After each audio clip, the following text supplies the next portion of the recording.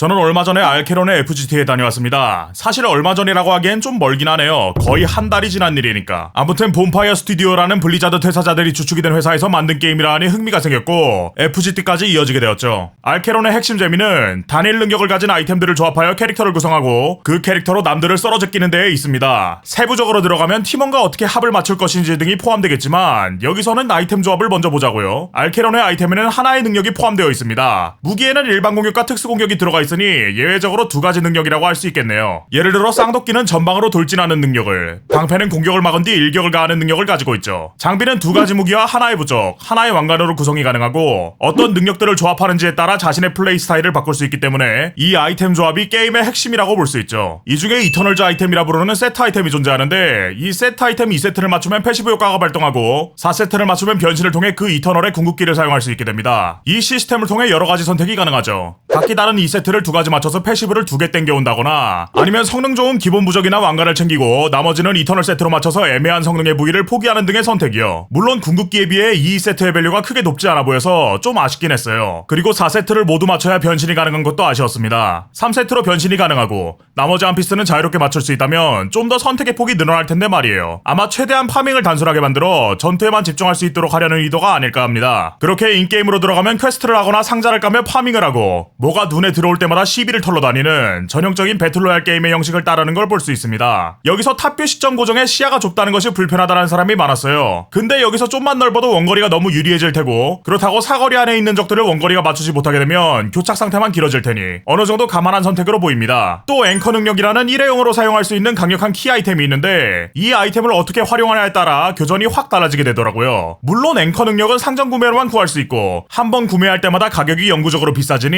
언제 아이템을 사용할지도 고민해야 했습니다. 그래서 게임이 어땠느냐? 생각보다 괜찮았어요. 목표인 꼭대기층으로 올라가기 위해서는 매 층마다 생성되는 전이구역에 들어가야 하는데 각 전이구역에서 한 팀만 다음 층으로 올라갈 수 있기 때문에 자연스럽게 교전이 유발되죠. 또한 한 번 망했을 때 복구가 가능한 여지를 마련해 놓은 게 보였어요. 모든 플레이어들은 별도의 인벤토리가 없어 다른 장비를 들고 다닐 수 없기 때문에 시간이 지날수록 필드에는 아이템이 이리저리 버려져 있었고 전이구역에서 다음 층으로 올라갈 때는 주변에 있는 아이템도 같이 올라가게 만들어 팀원을 위한 아이템을 챙겨둘 수도 있었죠. 만약 전이구역에 들어가기 전에 팀원이 죽었다면 상점에서 팀원을 살릴 수도 있으니 복구할 만한 여지는 넘치도록 마련해둔 셈입니다. 그 결과 굉장히 빠른 템포의 공격적인 배틀로얄 게임이 완성되었죠. 생각보다 취향에 맞았습니다. 물론 불안 요소가 없는 건 아니었어요. FGT 당일에는 일본 서버와 같이 게임이 진행되고 있었는데 일본과 한국 간의 대전이었음에도 불구하고 핑으로 인해 공격이 들어가지 않는 경우가 빈번하게 있었습니다. 그리고 특유의 분위기도 호불호가 갈릴 수밖에 없는 다크 판타지풍이니 접근 자체가 어렵게 느껴질 수도 있고요. 준비된 스킨들을 둘러봤는데 마치 패스 오브 엑자일의 스킨을 보는 것처럼 크게 매력이 느껴지지 않더라고요.